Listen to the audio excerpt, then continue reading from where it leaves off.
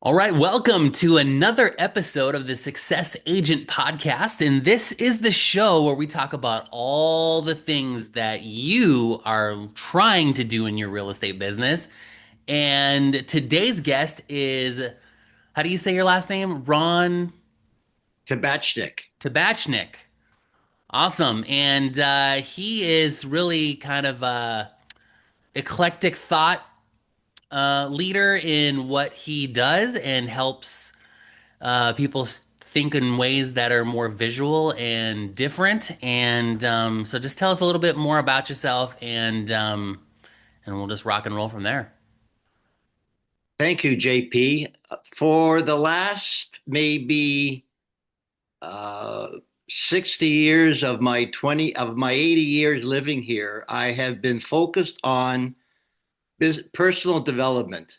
I'm not really sure why, but I remember back when I was a kid, being the youngest of three boys, I was never really included in a conversation. No one ever asked me ever, what do you think? And I decided that I had to become a little bit of outrageous in my life to get some attention because I was craving attention that I didn't get when I was a baby.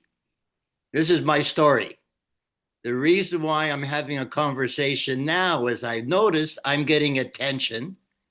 And I believe that everybody that has ever had a conversation with somebody else, when they open up their mouth, they're getting attention from the other person, but they may never really been aware of it.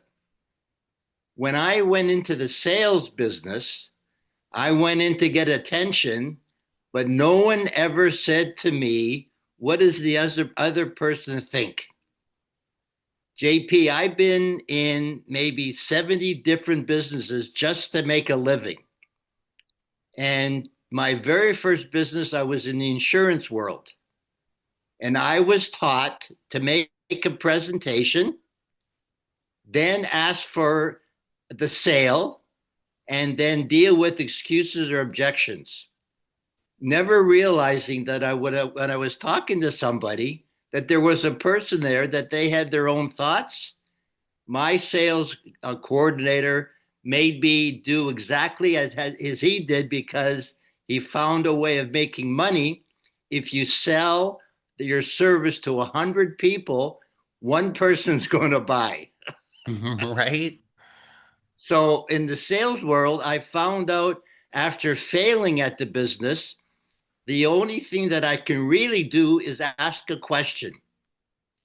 But for many, many years, I was afraid to ask a question because I didn't know the answer.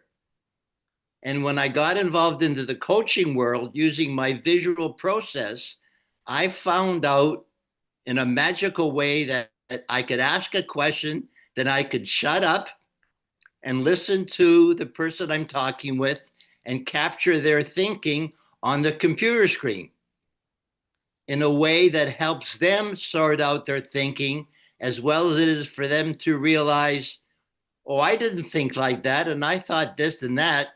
They get a chance to understand how they look at or talk about anything that's important to them. In the sales world, I have found out that right now I'm talking and there's a person there. Well, I noticed that I'm getting attention and it's not that easy to keep my mouth shut unless I ask a question. So I've decided I know about my business. You don't know about my business.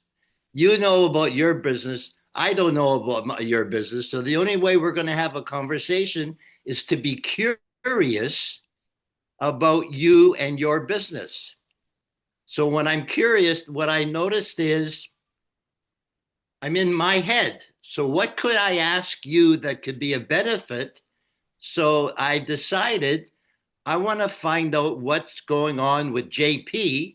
And if we can have a conversation on the same page, we have a better chance of doing some business than otherwise. So JP, I know that you are interested in the real estate world. I have had a couple of clients in the real estate world share with me the things that they liked what I bring to the table. So maybe I'd like to suggest two things that I want to mention to you.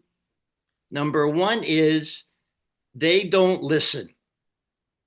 They, like I was trained, they were taught to sell, and they don't listen because they're afraid they're going to get an answer that they're going to have difficulty answering.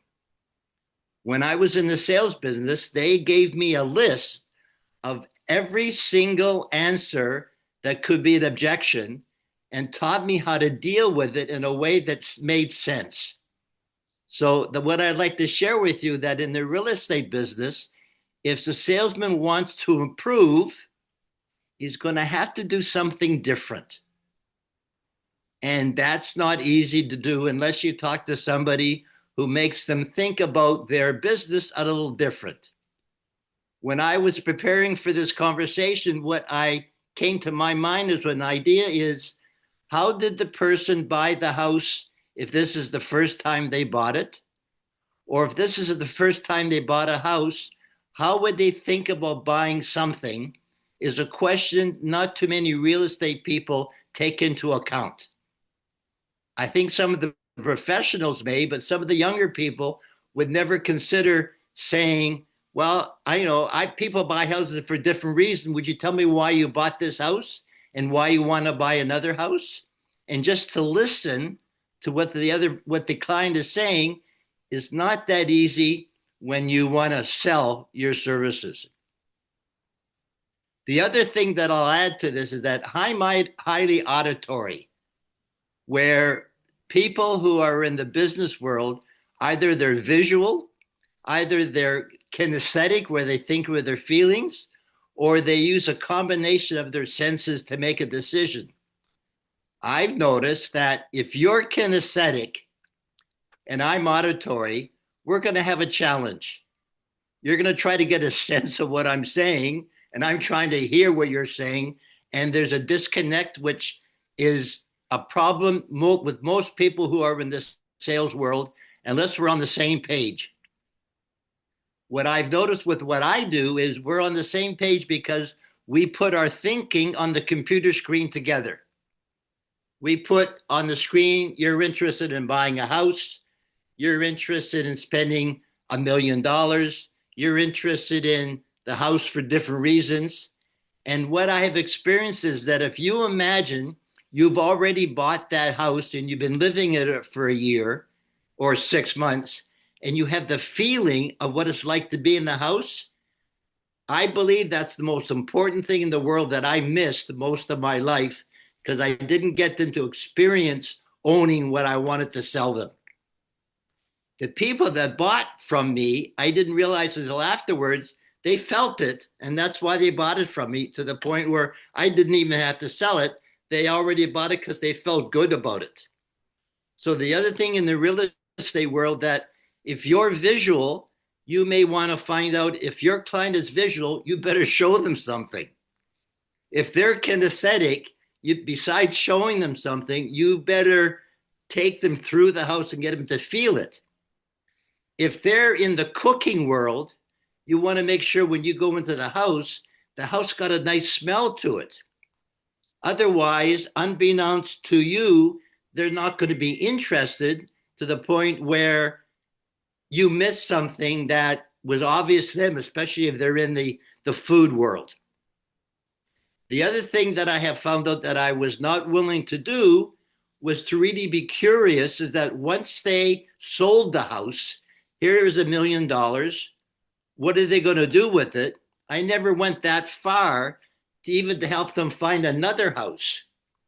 So the piece that I want to share with you, that selling houses is in some ways is complicated. In other ways, it's easy when a person wants to buy a house. In my world, the insurance world, nobody ever came to me and said they wanted to buy insurance. But when I came, I had to sell them, which is very different than finding buyers, which is unique in the real estate world. When you have a buyer, it's a lot easier to work with them. When you have someone that you want to sell the house to, you can feel there's a different resonance talking to that person that a lot of people have challenges, or you may find out that I'll present this building to you, and you'll say to me, "I'm not interested."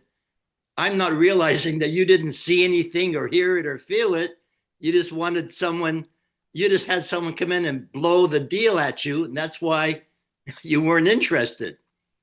People are not interested because they're not interested. So you find what would make them interested, and all of a sudden, when they're interested, you know that the deal goes a lot easier.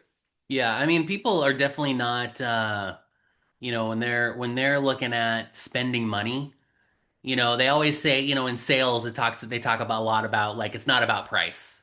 Most of the time it's never about price, right? It's about like, is this what we want? Is this what we don't want? And you're trying to sell them on this idea of having these experiences and getting them to visualize what it's like to actually have been or have done the sale already. Because once you've gotten past the close, then the money is not an issue. The issue is just figuring out what it is that and how quickly. A lot of salespeople run into these issues all the time where, they're like, I just keep showing all these houses and they don't want to make a decision. They can't get off the fence. It's probably because you're selling the wrong thing. You're not selling the fact that they want to spend money on this house and it's in that price point. You're trying to excel them on an experience. Like, hey, what about the location? Could you see your family living in this space? Could you see your dogs running around outside? And really trying to get them to kind of pull on the experience of having already been moved in rather than, well, we don't like this or we don't like that. It's like, then you can also, by doing that, you can also prevent them from having to look at a ton of houses because that's usually the issue, right? Is that they're overthinking it rather than, thinking it from a practical standpoint. And so then if you can sell them on this idea that, it's not a financial decision, it's an emotional decision. Can you see yourself in here long term? Yes or no? Those kinds of things. Also, I want to mention to you something that I've been learning the last little while is that if a person says something to me, I've been trained to consider that's the response I wanted to get, as compared to being surprised if someone said to me, "Well, I want to look at another house," to realize, well, 1 second now, if this is my reality and they're my reality, I wanted them to say this to me. I wonder why. I wonder why they didn't just say, "I would like to buy that house that you showed me." And I decided over the years that a lot of times I got responses that they responded according to what I mentioned, not according to what they were thinking.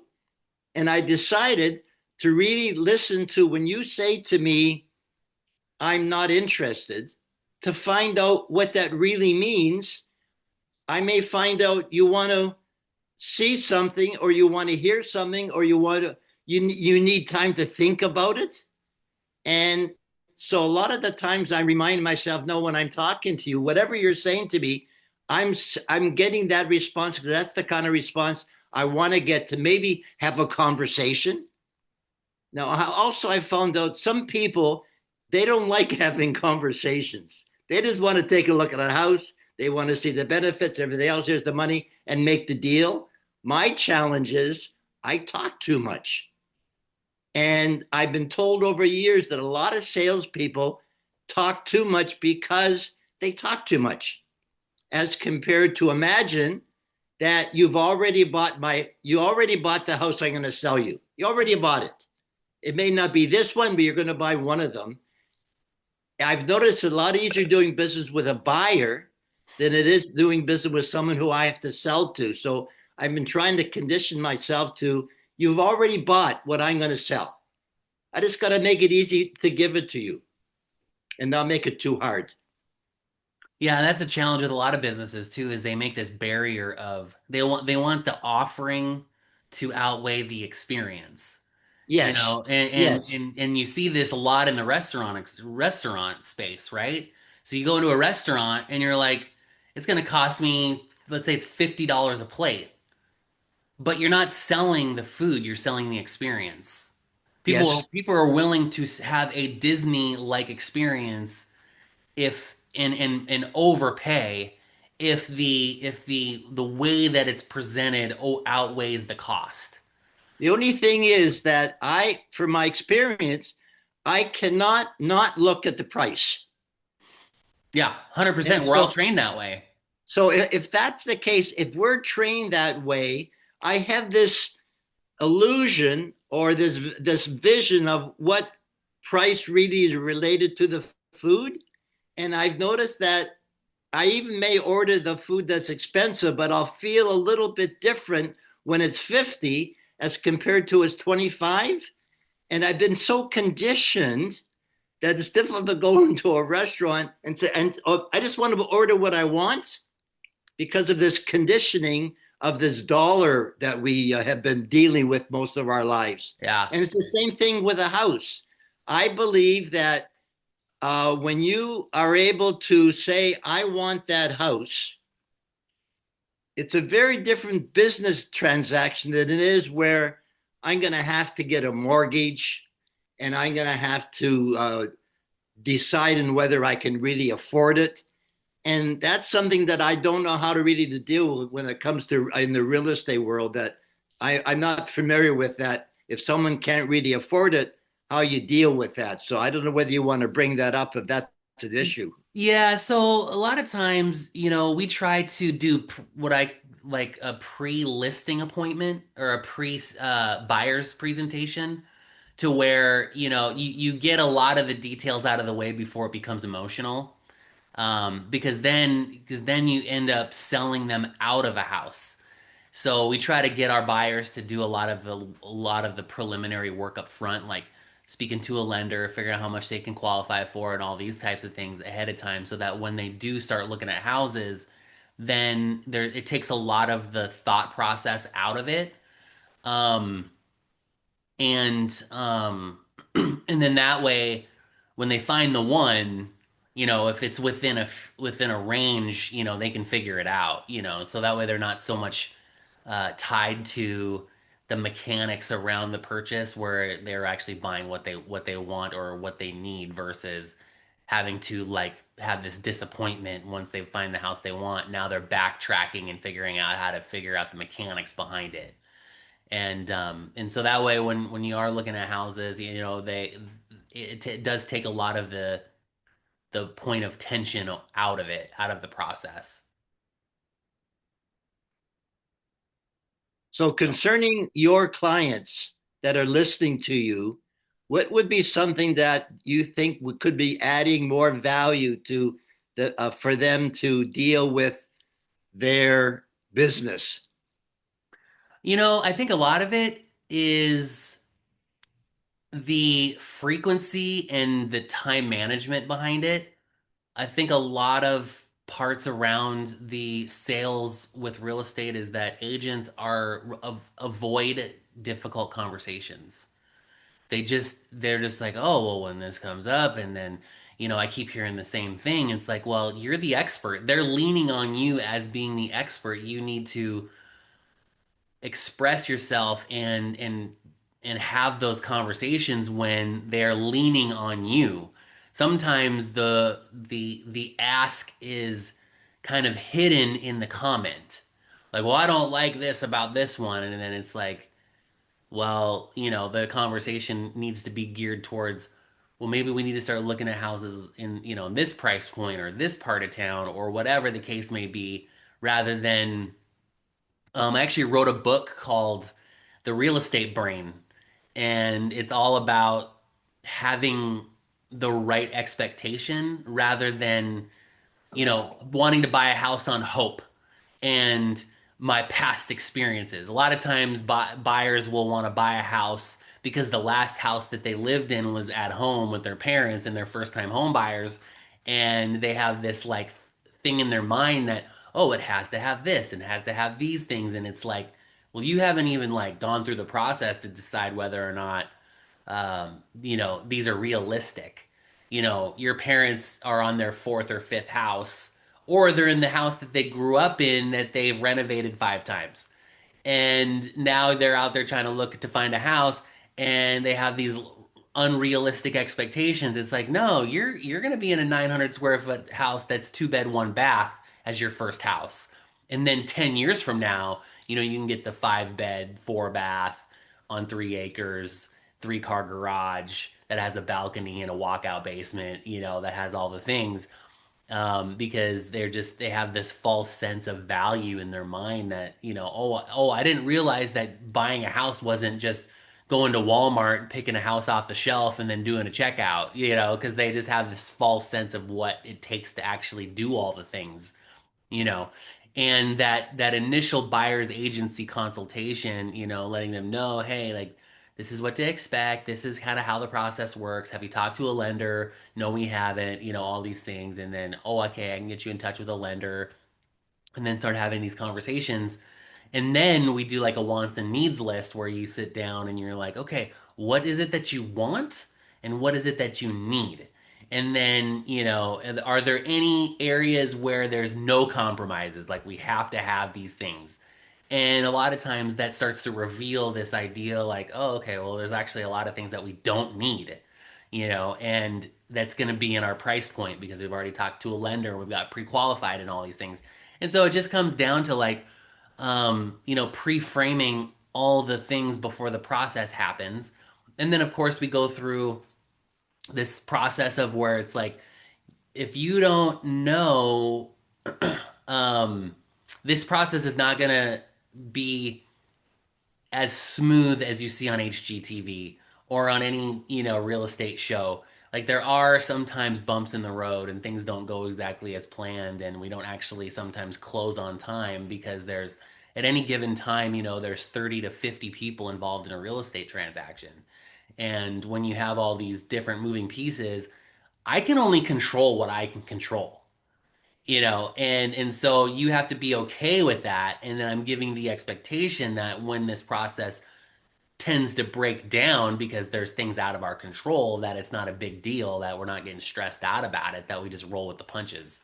And then that actually makes for a more smoother transaction because then the buyers have realistic expectations rather than, oh, I didn't know that if we just sign on the dotted line, we just close and then that's it. That's all there is to it. And we're done and we move in. And then, my two and a half kids and my white picket fence and all these things, and all my dreams come true, and the Disney fairy starts showing up at my house every day and gives me a little bonk on the head with some sparkles, and everything's just going to be honky dory for the next 50 years, you know so um so yeah, that's kind of it in a nutshell. So if you could give us like a last minute little kind of a takeaway, like, what would be your kind of main point to give to somebody, in terms of, whether it's an agent just starting for the first time, or an agent that's been in the business for 20 years. What comes to my mind is the conversation. The most important thing in the world for myself is I am aware that I like to talk. I must be aware that if you are not also interested in talking, you could be sitting there and listening to me and being a little bit antsy because you want to see something, you want me to show you something, you want me to paint a picture. And what I would like to stress with the salespeople is that realize they speak a different language than the person they're talking to, and to make sure they can have a conversation on the same page. And right now, the only way that you can have a conversation with somebody on the same page is to have a meeting with them where they put their thinking on the computer screen. And I can show an agent how to do this. It's a great training for them to understand what the client is saying, but also the big thing that I'm hearing from you, for the client to understand what's going on. And on the computer screen, it may take 45 minutes, but on the computer screen, you get your thinking out there so people get a chance to see what you're saying. And in the communication world, I have found out in my world, that's the most important thing that people want to be able to do, is to see what each one is saying to make sure we're speaking the same language. So ideally, this is a great training for an agent to make sure that he is listening to the other person, to the client, and that the client realizes, oh, I didn't realize I said I wanted this house. I'm looking at this house. That to make sure they're on the same page is something that I would like to share with any of the agents. Awesome. And Awesome. if we have some agents that want to hear more about what it is that you're doing, how can they get a hold of you the best Uh, way? right now, they can get a hold of me through my email address, which is my initials RT, and my site is thinkitthrough.ca. Thinkitthrough.ca. Okay, so And I'll share RT them what at I'm doing. I'm sorry, thinkitthrough.ca. .ca, because I'm in Okay, Canada. All right. awesome.